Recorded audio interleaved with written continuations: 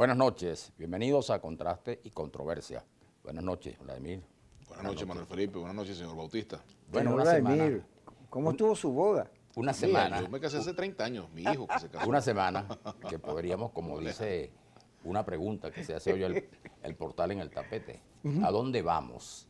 Porque justamente en los últimos días, podríamos decir en esta semana, han ocurrido una serie de hechos que pareciera que lo que era una tendencia que apuntaba hacia la negociación, hacia el diálogo, con la experiencia de Barbados, parece que ha sufrido en los últimos días pues algunos cambios importantes que más bien tienden a que cobre fuerza la idea del conflicto, incluso de la intervención. Ese va a ser pues uno de los temas dominantes en esta conversación. Bueno, bienvenido, buenas noches de nuevo. Tienes que decir ahí, ahora contraste y controversia. Sí, ahora Contraste y Controversia, ya lo habíamos dicho. Así Adelante, es, Vladimir. así es. Después de la La cortinita. promoción. Contraste y controversia.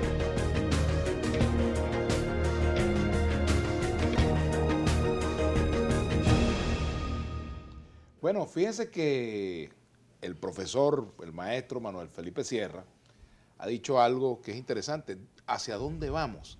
Pero yo le agregaría, primero, ¿dónde estamos? ¿Por qué?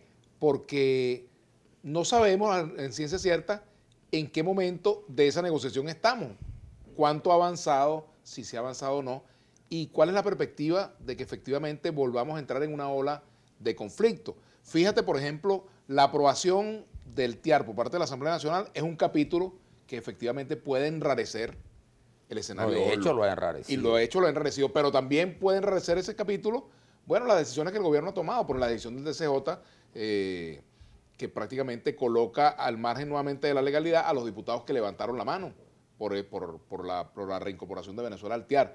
Es decir, ese tema del TIAR reaviva además el fantasma de la posible intervención militar en Venezuela. ¿Por qué? Porque el TIAR esa reincorporación no es un acto solamente formal, sino que tiene un metamensaje político. Si no negocias, te tienes que angustiar. Pero eso se suma también a otras Pero cosas. déjeme hablar, señor Manuel Sí, no, Felipe. pero quería añadirle también el Óchale. tema, por ejemplo, de los vuelos ya admitidos incluso por el propio gobierno de Estados Unidos en el país. Mire, le voy a decir una y la cosa. situación con Colombia. Yo me he vestido que hoy se de agrava. gris, distinto al negro que los caracteriza a ustedes, seres oscuros para diferenciarme. Sí, pero tengo pillado a los dos.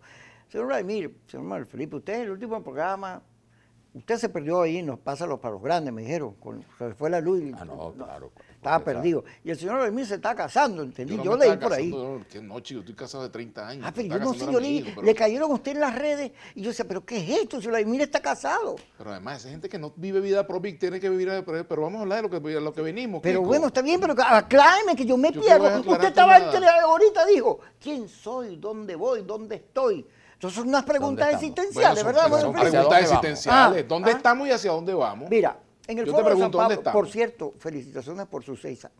Ajá, Vladimir Araújo. Sí. Hoy escuché a la Cava, estaba comentando con el señor Manuel Felipe, porque nosotros nos enteramos por ahí que el señor Lacaba quiere ser presidente, ¿verdad, señor Manuel? Y está organizando su equipo de campaña y está muy activo. Sí, porque además dice lo que te dijo a ti. Él ¿Ustedes dice, quieren que voten a la cava del PSUV? no, ¿Por qué dicen eso? jamás, es un chisme.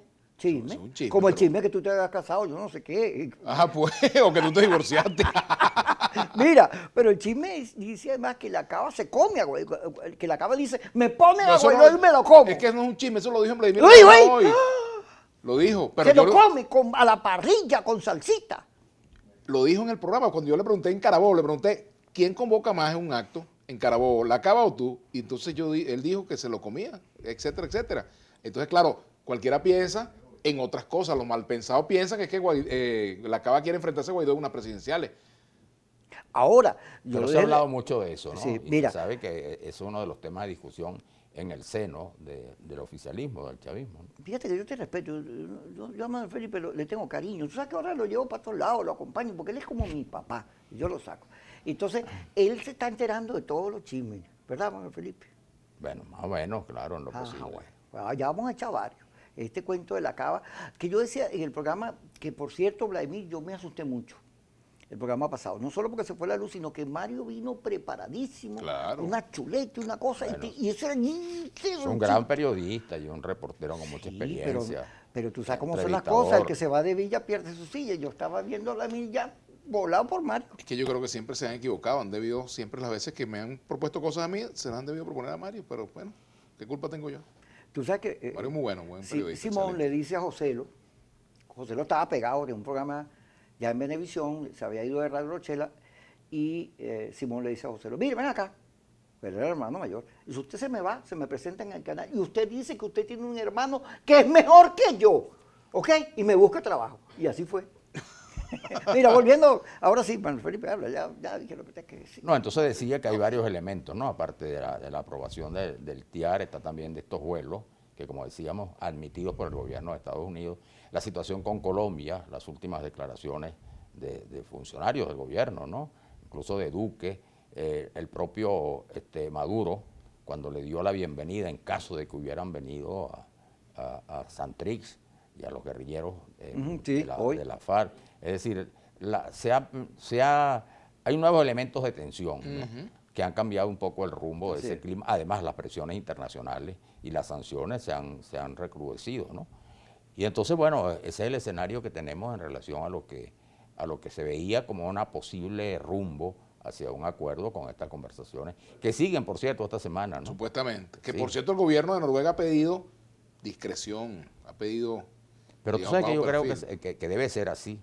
Bueno, Esas es lógico, porque esas negociaciones no pueden ser públicas, no pueden ser un reality es show. bueno que se sepa que están conversando. Claro. Otra cosa es que ya se entre en la temática, bueno, eso se irá informando, porque eso tiene su propia dinámica, su proceso de cocción, digamos. Si Así es. estamos hablando Sí, en en la términos medida en que culinarios. haya avances, ¿no? Y exista consenso en cierta materia, por supuesto, se informará, pero hacerlo públicamente, bueno, imagínate tú, toda negociación implica concesiones mutuas, y las concesiones mutuas no las aceptan los factores más radicales de los...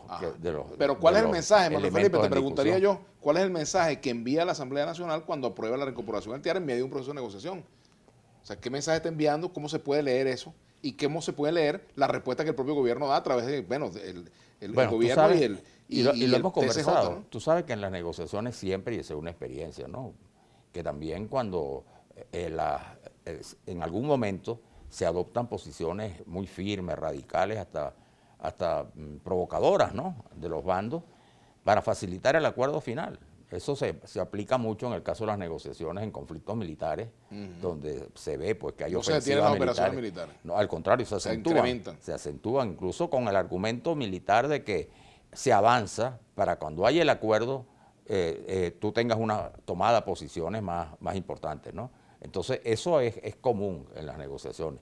Pero el caso es que en Venezuela no solo es que lo digan los actores, es que, como sabemos, los actores nacionales, como sabemos, el tema de Venezuela ahorita está inserto en la geopolítica mundial y hay elementos que se están complicando, el tema de Irán, sí, en el sentido militar, toda la situación también con China, ya en el plano económico, y la situación interna de Estados Unidos, el tema electoral que va a gravitar mucho, ¿no? Entonces son factores Fíjate que están sobre la geopolítica. Voy a citarle al expresidente colombiano Santos. Santos decía que una vez que los Estados Unidos entraron en el tema venezolano, otros son los intereses. No son los intereses que tenemos aquí.